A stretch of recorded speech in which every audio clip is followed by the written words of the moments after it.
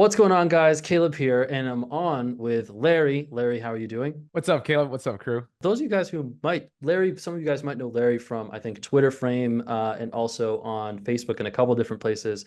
It's the Sales Ninja, if I'm correct. Sales Sensei. The Close, sales close. sensei, the sales sensei, the one and only. Well, and Larry, I would say currently is one of our premier students of FSC. Not only has he been able to come into the program, but he's been able to come all the way through and get a deal done for a really interesting client. And we might cover some of that today too, I think, was just some of the work they do. But today we're going to talk about kind of the story. What was the experience? How do you find a way into it? And kind of how it got to the deal and what comes over the horizon. So with that, I guess, Larry, I'd spin it to you of where were you at prior to like FSC and your sales career and things that you were doing?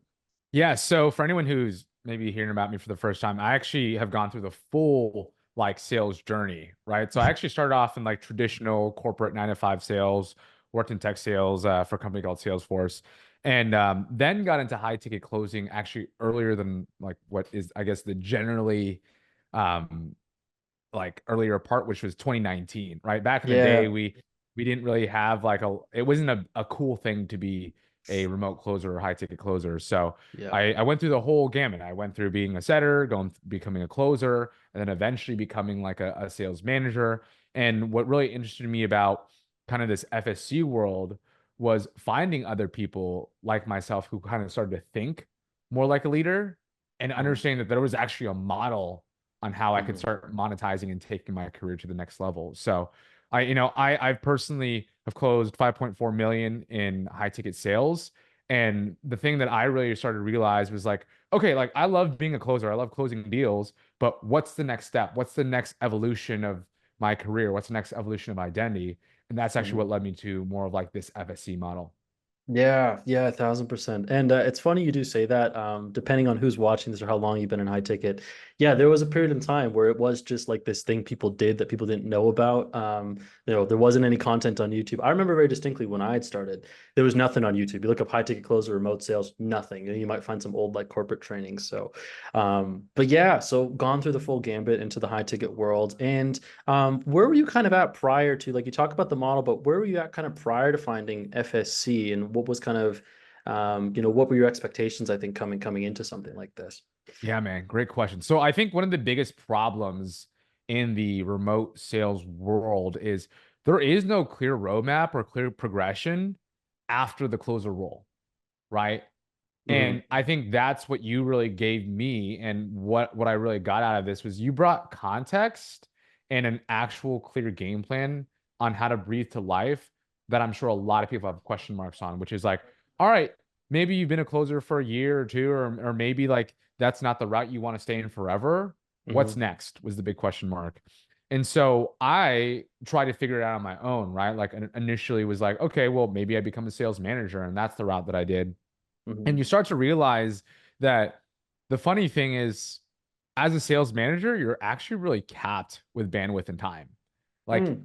the way that that relationship is created between you becoming a sales manager and a team is like you're really just a kind of like going from being an awesome like freelancer contractor with flexibility and autonomy to now you step into a manager role, you actually like put yourself back in the box of being an employee, which is a really interesting dynamic, right? Yeah. Because now there's expectations of how long you should be working, what hours you should be on, How what available certain are you? How KPIs. attentive? Yeah. Yeah, so it was this really interesting cycle where it's like I left the corporate world because I wanted more freedom, got that freedom being a closer, and then put myself in a weird box where I kind of just let go of my freedom again, being a manager inside of a team.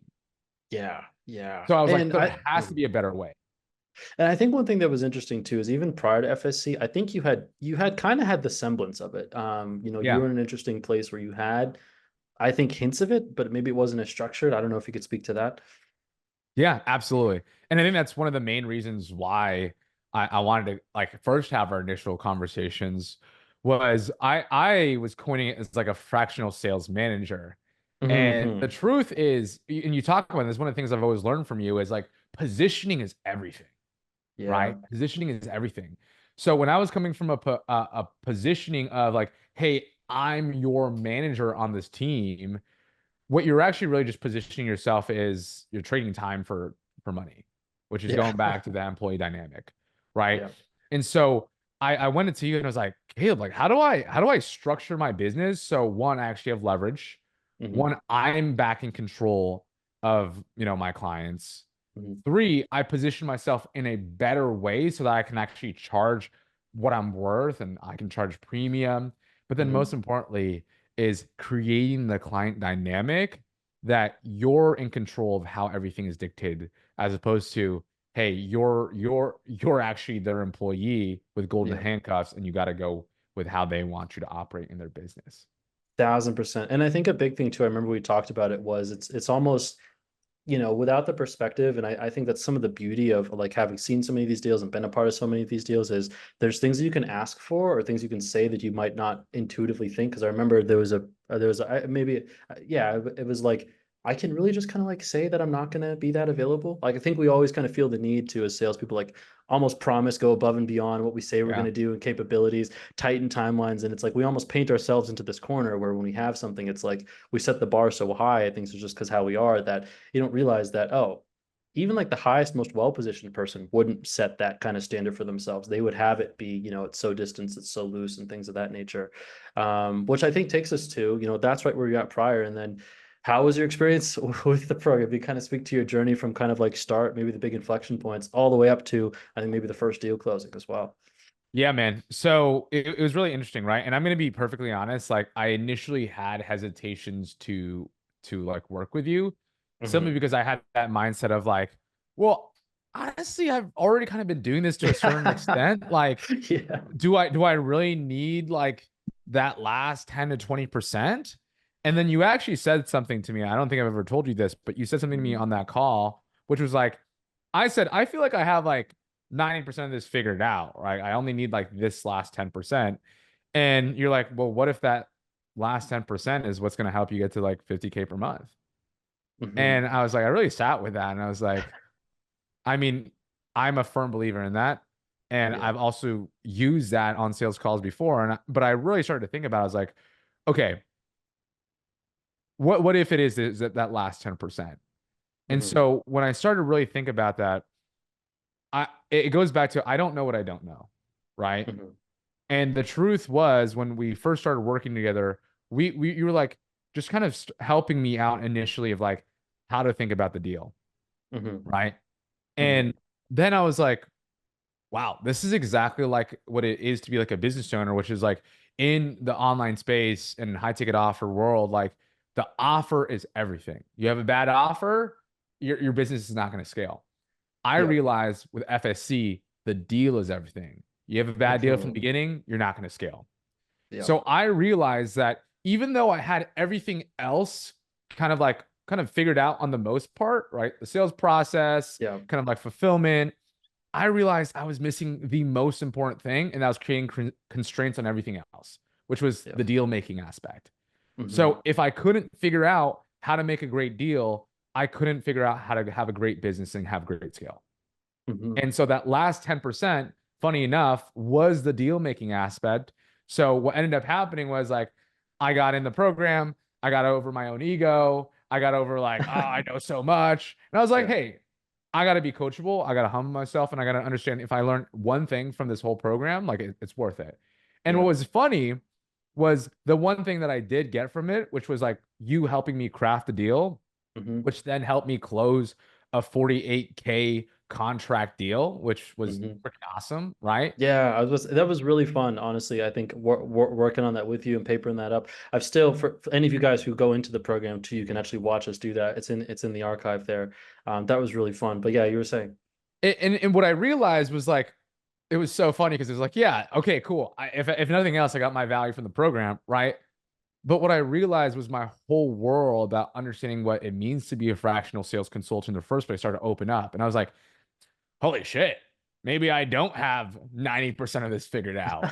And it opened up the whole world of like, okay, how can I improve my delivery better on the client so I actually make more on the cash Yep. collected? How can I improve my sales process more so I already have this positioning beforehand so Hmm. that people aren't trying to come to the deal table going at, butting heads? Hmm. How Right. can I think about improving the deal once I already have closed it and making it a win-win for both sides and have some of my current existing clients enter into this model? So Right. what I really learned from that process was like, one, have an open mind. Two, you Hmm. don't know everything, even though you think you do, right? Yeah. No matter if you're in the beginning or end of the journey, there's always something to learn. Yeah, no, that's absolutely incredible. I appreciate that. And yeah, I would say, I mean, it was really like one, it was really, really fun, I think, working with you through the whole process. And I think one of the other, yeah, as you kind of really put, I would say it's that. Like it takes a while to kind of get the gist of the of what I like the deal making. It really is the deal, but really it's that deal. It's how you enter that conversation, how you carry that conversation, the expectations that you set up to signing, and then managing just the first implementation or the integration of it. I think like you talked about, how do you make it a good experience for them? Like you said with your client, it's like, oh, there's a couple things I did where they felt these feelings of progress. And it's like those are all really little things that add up greatly over like the what the LTV of that can be and other things that you can do, right? And getting things moving. But I also think too that now that you've kind of been through it, your second deal will be that much easier, your third deal will be that much easier. And Yeah. it's like the skill set from closing has now expanded into all the other things that encapsulate FSC, but you'll get just as fluent as those as you are at closing to a point where it's like, shoot, pick your battle. You find a business, you do like a brief mock-up of the numbers and you'll know, cool, that's worth it. I'll hop in there and just like that, boom, you've created growth and scale. So yeah. What other, I mean, I guess other things too, maybe were there any other like I mean, obviously we came in, we were just talking about deals and you realize it's kind of that 90%. I don't know if there's, I guess, what other maybe like insights or big things kind of came to your mind or takeaways that you had kind of going through the experience, maybe that were unintended or unadvertised, I would say. Yeah, so I think there were like two main things, right, Hmm. Caleb? One was like, and I think this was the biggest help for me was the marketing side of things because I think, Hmm. I'm a born and bred true through and through like salesperson, like closer, Yeah. right? Yeah. And I think your program really helped me think through like, okay, well, how do I skill stack, right? Because part of the philosophy of being a FSC is like you give value then more than just like your sales experience and your sales like knowledge, Right. right? A lot of the value comes from like how do I think about just marketing? How do I think about the back end systems? How do I think about management, right? And so Hmm. I think the biggest thing that's been super helpful for me is getting support on some of those growth strategies when it comes to like marketing and coming in as a value add for them there, right? Hmm. Because the issue that I had was like I was like at best maybe like a decent marketer, like okay, Yeah, I'm probably I mean, you've built quite the following. You are the sales sensei, so you've got your own brand. Like, you've okay, cool, you've got that down. But yeah, you were saying. right. Yeah. And but then it goes to like, okay, well then how can I actually apply the things that I might have and actually start creating structure and applying this for my clients? But I think the biggest thing is just having a second set of eyes, right? Hmm. It's similar to like when you're a sales rep and you don't know if you're applying all the sales tactics right and you need the call review. I Yeah. think that's how I kind of view it from like a marketing standpoint is like having you in my corner was kind of like that quote unquote call review, but from a marketing angle. And most Hmm. importantly, it's not just like what's helpful is like, yeah, you help us like think through the marketing systems, like Yep. installing that. But most importantly, you're teaching me how to become a better marketer, which I think is the most valuable piece is you're teaching a man how to fish. And Yeah. so now I'm like stacking my sales skills with my marketing skills. I'm like, my gosh, the possibilities there is like endless of how I can create value for people. Yeah, yeah. And I would argue like with kind of and how I kind of always kind of envisioned FIC, the reason why I think your direct sales experience is like the core of it all. And I think that is like a harder, I'd argue that marketing is harder to learn than sales, but your direct sales experience is really like the key that goes in the lock of all marketing efforts and endeavors. Is like push comes to shove. If you need to run an aggressive marketing campaign, you can assemble and or be part of a team of killers that can bring deals over the line with nuanced communication that other people might not know how to do, right? And so that's like the plan B, plan C. I mean, obviously, like we're doing that, but it's like push comes to shove, that's at your core, that like the back of your hand. Begin to tack Right. in marketing and understand, oh, how can I get the attention at mass of this? How can I begin to pre-sell people better? And like I've always kind of seen it as like a lot of it is like because you're so good at sales, you really have a lot of the marketing and all the stuff in you. You just have to know how to like articulate that and put that onto a canvas in the way that other people would want to see it. But having that sales, like, oh, that's such a core pillar of all of that stuff. It's like even with FSC, the copywriting becomes easy when you have the sales because it's like, oh, I'm just taking my sales pitch or my sales call and putting that into like words, and it's just, oh, I got to make that a little bit easier to read than maybe as I did, on a sales call. So yeah, 1,000%.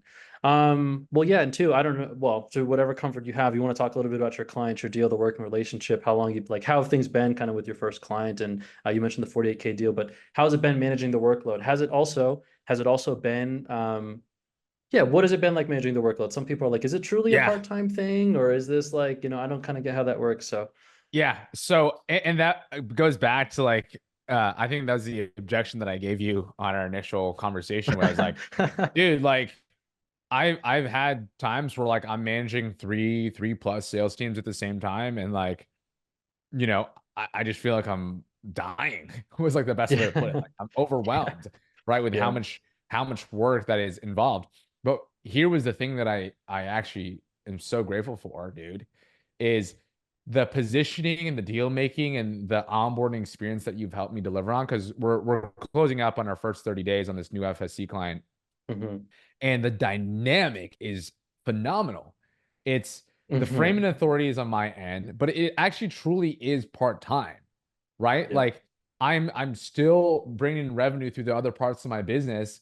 And with him, it's like, yeah, we meet twice a week, 30 minutes each time. We have a really good asynchronous communication, right? Yep. But the frame is strong because every single week the trust is getting more and more. He understands. Hmm. I can see that he's like, oh, I didn't know this was gonna be part of the value add. This is awesome. Like Right. he sent me a message the other day. He's like, oh man, I'm jazzed about this, which was like such an awesome reflection to Yeah. have. Because I think that's the biggest thing is like I can tell from even the first like 26 days that we've been together that I can already tell like he's leaning to me for leadership. And most Hmm. importantly, this is it. He's respecting the boundaries of communication, right? Yes. And Right. that is like the biggest issue that I had in the past was I'll have like a business owner call me up on a Friday night, call me at 7 p.m. like, hey, Yeah. like we need to get you to do this. Like, bro, it's Friday at 7 p.m. Like this was not Right. part of our engagement. But Yeah. there's a part of you that wants to go out and do that because you already sign yourself up to the golden handcuffs. Yeah. But the way that you like before and after FSC is like before was I was just like had three bosses. After FSC, it's like I actually have a good client relationship. They Hmm. understand, they have right Hmm. expectations, they have right Hmm. boundaries, and they know most importantly how to communicate to get support properly. Right. Yeah, no, that is absolutely huge, and I think it's one thing that maybe I've gotten numb to it now. But it's interesting you bring that up. But yeah, man, like I've been for any of you guys who've been sales managers or employed, you know what it's like to have some higher up power. Yeah, they kind of see you, but there's I think like they said, the respect just isn't quite there for the boundaries of anything. Where it's like we need this and this and this of you, but they love you for who you are and your sales ability. But there's no space for you to like be a human, and they're not really following you, or the ideas you give are like, yeah, but we're anxious, so we're going to do it our way, right? But being in that place where, yeah, I mean, if you were to hypothetically, I mean, how many clients do you think you could manage at kind of the scale, or at least how this is going, like if you really kind of pushed it? Yeah, I mean, what I'm kind of thinking through, man, is to get to the goal like 50K per month consistently. I could say that if maybe I hired on like one other person to help with fulfillment and things, like I Hmm. could say that the sweet spot would probably be around 4 to 5 clients. Hmm. And I think a lot of that comes down to, having the right like schedule, having the right design, and most importantly, Hmm. accepting the right clients, right? Because it's not just Yeah. about trying to chase around a bunch of clients. Because again, like the switch that I had to make, and I think what's important to understand here is like it is not about a game of like trying to make as many sales as possible. Like Hmm. when you realize that you can literally have only a handful of clients, each of them part time, that can get you to that 30 to 50K per month level, like Hmm. you're golden because the money is actually made by just getting great results for your clients, like that the Yeah. way that you structure the deal, right? Right. So it's a Yep. huge shift. Like, I mean, honestly speaking, you could probably get to 30K with one or two clients when you have the right deal and the right delivery system set up. And I think that's the biggest thing Yeah. that I've learned from you is like, hey, don't just be like a client acquisition machine. Like, figure out how to engineer your delivery system to pay you money. Like that is Right. the switch.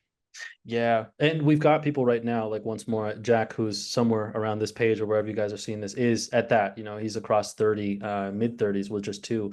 But exactly that. It's the client's results are so set up and there's the momentum there. And also too, I've always found it more fun, I think, to just work with a couple people that you get along with really well than to need to be this kind of churn and burn, like everyone's coming, everyone's going. And that's one of the biggest shifts I feel like this is compared to like maybe more typical agency for people, is it's not this bring them in, onboard them, hand them off to account success, and it's gone. It's like, I'm working with you creatively on this business. And like you talk about with the right deals, yeah, the deal is really a lot of it. Is it an opportunity that makes sense for you, makes sense for them? Are they going to be comfortable with you working the way that you'd like to work? And then sign something, be professional about it, have your boundaries, and then like work with them, collaborate through the process. And there are plenty of businesses, just like the one that you found. I still have one. A bunch of our students are running into them of just people that are that they are okay going through the journey with you, and they're honestly happier to do it with you than probably anybody else off the street. And that's part of Yeah. like, that's part of it as well, as the client delivery is the value. So but yeah, you kind of talked about there, I guess. What's next? What's over the horizon? What do you see, and what do you see comes next for you? Yeah, man. So what's next is we were talking about this on our coaching call this week, but I'm at the point where I feel really good about, the first 30 days of this Hmm. first FSC client, and I'm like ready to Hmm. scale it up, probably take on another FSC Yep. client here in the next 30 days. Hmm. And I think that's the most beautiful part about this is with this model, it's not like this helter-skelter need to like scale up right away, like scale or Yeah. die type of mentality that I kind of got burnt out with a high Right. ticket space. It's when you realize that when you actually just do what you are good at and what you promise people, like you get paid for just doing well. Instead of Yeah. like the old model, which is like the way that you get paid is you kind of have to just become a sales savage and just close a bunch of people. And then client delivery is like Yeah. is at risk. People churn, people get burnt out. And then it's just like this terrible hamster wheel cycle. What I like about Yeah. FSC is it's this flywheel effect where it's like you do better for your clients, you get better client delivery, you get paid out more. And then when it's up to you, when you want to scale and you want to grow, you can go back into the market. You don't need like a huge following, right? Hmm. You can go back into the market and you can make it happen. So I think Hmm. that's what's really cool about this model is like, I don't need like 100 clients. Like I only need like a select few to hit my Yeah. goal. And not just like what I call it, my philosophy is like peace and profits, right? It's not just my Yeah. peace goal, but like, or my profits goal. It's my peace goal too. Being Yeah. able to keep my clients part-time. I'm not overwhelmed. I'm not working like 70, 80 hour work weeks. I'm Yeah. keeping it, that work-life balance that I also want and Yeah. allow myself to take a pace that I've dictated. Yeah. Yeah. No, 1,000%, 1,000%. It's been yeah. Well, I'd say those days are behind us, right? Been there and done that, so you kind of write that chapter off. And yeah, Yeah. no, Larry, that's been absolutely incredible. And it's once more, I do have to say, man, you did the work. Like beyond all else, there's, as much as we've got our tactics and strategies, you showed up, you did the work, you followed the advice, you implemented, when you created the proposal, the way we said to pitch it and present it, you followed it all the way through. And so, yeah, I would say as much as FSC was a part of this, I'd also argue too that, you were just killer as far as just using the process and doing it, right? And I think becoming coachable. So with that, what would you say for anyone who's a skeptic right now? Maybe he's on the fence, maybe he's watching this, considering making that step, and they're like, I don't know. They're right there. What would you say for anyone who's in that position? Yeah, this is easy for me to say because I was a skeptic, right? Yeah. I'm someone who's bought a lot of programs, been burned by programs, I've been someone who's gotten a lot of coaching, some really good, some really bad. What I will have to say to for anyone out there who's like maybe on the fence is your one good decision from changing the trajectory of like your income and your goals, right? And this Mhm. has been one of the best decisions that I made this past year. And oftentimes, the thing that I would always like encourage anyone else is, we're living in a world right now where if you're just a closer or you're just in sales, you're going to continue to become a commodity, right? Yep. Like the supply for closers is only going up and up each year while the demand is going down and down. Mhm. So, my biggest encouragement for you is how do you position yourself in a way to become like a one for one person who can actually like stand out in the market? Yeah. And the beautiful thing is this model is like literally the path and the vehicle for you to stand out and like charge what you're actually worth. Right. So even if you're new to Caleb's world, just like objectively look at the model and the vehicle here.